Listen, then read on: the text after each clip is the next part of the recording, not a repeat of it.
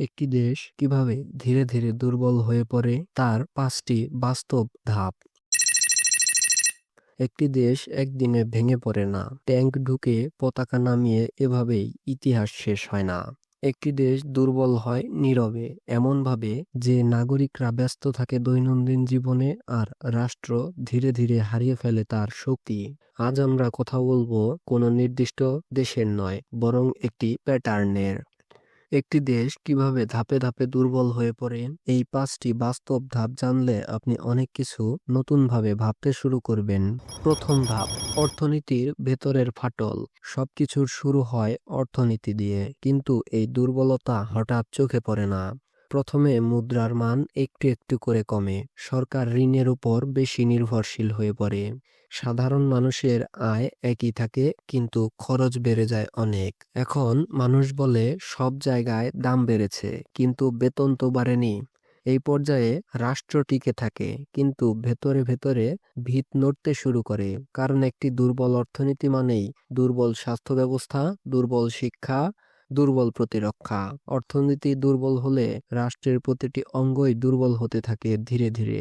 দ্বিতীয় ধাপ, রাষ্ট্রীয় প্রতিষ্ঠানের উপর বিশ্বাস হারানো। এই ধাপটি সবচেয়ে ভয়ঙ্কর, কারণ এখানে অস্ত্র লাগে না, লাগে শুধু অবিশ্বাস।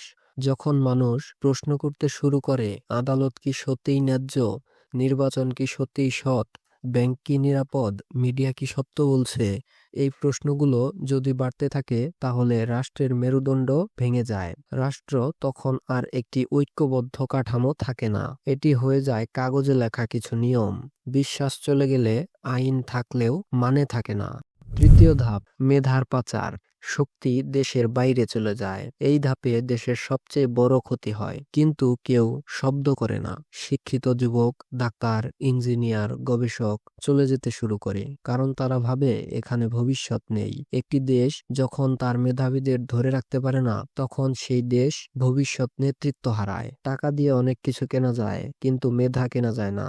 এই ধাপে দেশ বেঁচে থাকে, কিন্তু এগোনোর শক্তি হারাতে থাকে দেশ। চতুর্থ ধাপ, সমাজ ভেঙে যায়, আমরা বনাম তারা।